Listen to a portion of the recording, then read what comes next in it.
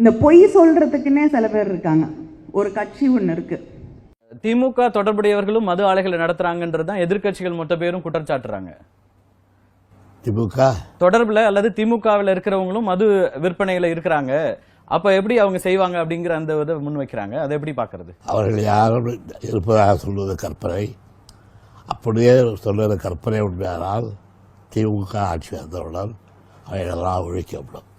தெளிவாக தலைவர் கலைஞர் அவர்கள் இந்த மதுவிலக்கு கொள்கையை நாங்கள் அமல்படுத்துவோம் என்று அறிவித்த உடனேயே திராவிட முன்னேற்ற கழகத்தில் இருக்கக்கூடியவர்கள், மது ஆலைகளை நடத்தக்கூடியவர்கள் அல்லது அவர்கள் உறவினர் நடத்தினா கூட இதை நிச்சயமாக நாங்கள் மூடிவிடுவோம் என்று அவர்கள் தெளிவாக சொல்லியிருக்காங்க. நாங்க மூட மாட்டோம், மற்ற மாநிலங்களுக்கு அனுப்புவோம் அப்படிங்கறது கூட சொல்லாம நாங்க இதை மூடி விடுவோம் என்று தெளிவாக அவர்கள் அறிவித்திருக்கிறாங்க.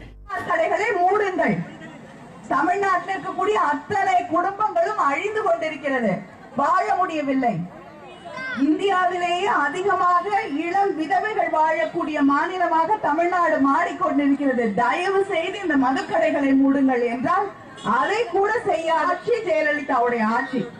தலைவர் கலைஞர் அவர்கள் தெரிவித்தார்கள், திமுக ஆட்சிக்கு வரும் பொழுது நான் முதல்வராக போகுது, நான் மதுக்கடைகளை மூடுகிறேன், தமிழ்நாட்டில் இருந்து மதுவை ஒழிப்பேன் என்று அறிவித்த தலைவர் கலைஞர் அவர்கள்.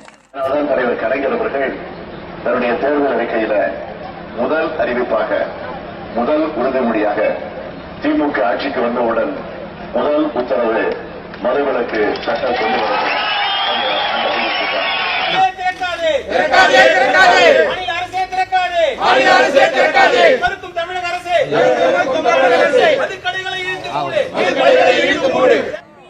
இந்தியாவிலேயே அதிகமாக இளம் விதவைகள் வாழக்கூடிய மாநிலமாக தமிழ்நாடு மாறிக்கொண்டிருக்கிறது. தயவு செய்து இந்த மதுக்கடைகளை மூடுங்க. தமிழ்நாட்டில் இருக்கக்கூடிய ஒவ்வொரு பெண்ணுடைய கோரிக்கையும் இந்த டாஸ்மாக் கடைகளை மூட வேண்டும், மதுவை ஒழிக்கணும், தமிழ்நாட்டிலிருந்து ஒழிக்கணுங்கிறது தான் உங்களுடைய மிக முக்கியமான கோரிக்கை. மற்றதெல்லாம் அப்புறம் தான்.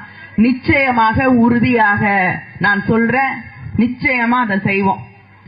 திமுகவுடைய முதல் கையெழுத்து மதுவிலக்கிற்கான கையெழுத்தாகத்தான், தலைவருடைய முதல் கையெழுத்து மதுவிலக்கிற்கான கையெழுத்தா தான் இருக்கும். திமுக ஆட்சிக்கு வந்த உடனே முதல் கையெழுத்த மதுவிலக்கு இருக்குன்னு சொல்லி சொல்லியிருந்தீங்க.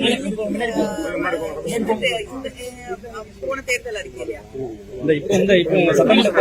சட்டமன்ற தேர்தல் திமுக அதை தேர்தல் அறிக்கையில வைக்கிறது.